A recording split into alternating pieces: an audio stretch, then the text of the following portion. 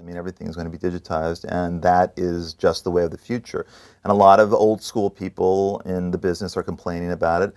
But, you know, I only see it can only be like a positive thing. I mean, I know people already who are downloading books on the iPad, and I have one myself. I'm not downloading books on the iPad because I like holding books still, because I'm old, and I'm from the empire, the old world, and I'm just used to reading books that way. And I have not yet, you know, moved into the iPad world. But, you know, I did get an iPad because a friend of mine showed me his iPad and how he was reading books on it, and how he bought more books once he had the iPad than he had ever bought that last 6 months on Amazon or going to a bookstore.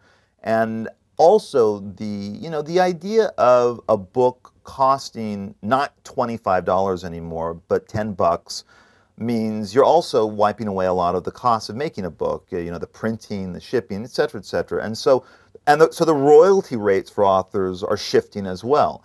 So it's not as if authors are necessarily going to lose money on their work in terms of people like buying to download them. The royalty rate is actually going to be about the same, if not more, because you're cutting out all of those other costs. So that can be a good thing as well. But you know, but we just got to see where it's going. I think we're in a transitional moment now in the publishing industry, and a lot of people are very worried, and they don't kind of get what's going to happen. And I think they just need to like get with it a little bit more and not be so scared. I mean, but I do think that there is a problem right now with people reading fiction. We haven't gotten to that point where it looks so good on, though it does look really good on the iPad, though I don't think enough people know about this, where it looks so good on digitally rendered that it's worth doing, you know. I think people are still a little nervous about that. I think people started writing differently once computers came into play. I think people started writing differently. I noticed a difference in books when people were writing books on computers and not composing them longhand and not doing them on typewriters. But books seemed longer, and they seemed more extravagant and decorative. And, you know, once you could start doing footnotes in books, a la David Foster Wallace or, you know, Dave Eggers or, you know, whoever. I mean, or I think of a book like House of Leaves by Mark Danielewski in terms of how it's designed, or his follow-up, Only Revolutions. I mean, yes, I saw a big difference in books by people my age because of the computer. Now, in terms of books becoming, you know, digitized, I don't know. I mean, if we're going to make yet, I mean, I guess the next step is, when I was looking at my friend's iPad, I mean, and I was looking through a novel, there was, you know, a way to, if you wanted to find out something about a certain historical figure or the genesis of a certain word, you could, like, you know, find that out while you're reading the text. Or you could remove that and not have that be part of the reading experience, but you can have that. And that might be, you know, another part of how we read books then. I mean, it just might be the next step in how we experience fiction. But I don't look at it as a negative thing. You know, I can't, you just sort of have to, like, you know, move along with the culture and see where it goes, and it could end up being someplace, you know, very cool.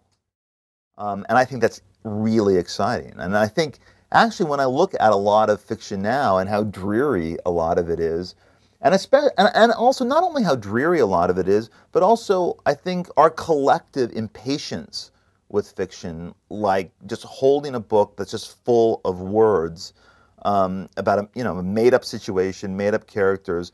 I mean, I think we now live in a society where we want more of that, what you're talking about, more of an interactive experience. We want to see images. We want to see, you know, a lot more of a, I don't know, light show or something.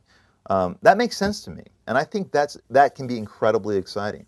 So once that really does start happening, I don't know, that could even possibly, you know, re-energize my faith in fiction. The novel's affected a huge amount by that because of all of these distractions. Look, a lot of my friends, college educated, smart people, adults who used to read a lot of fiction have admitted to me that technology has disrupted their patience with fiction, and that there's so many other things going on that once, you know, that what I mean, if none of this stuff was available to them, whether it's, you know, checking their Facebook page or, you know, reading articles online and then linking to the next article and the next article, the next article, that they might be sitting down with a novel instead. I think all the time that we spend with technology has definitely cut into the idea of, you know, that kind of active,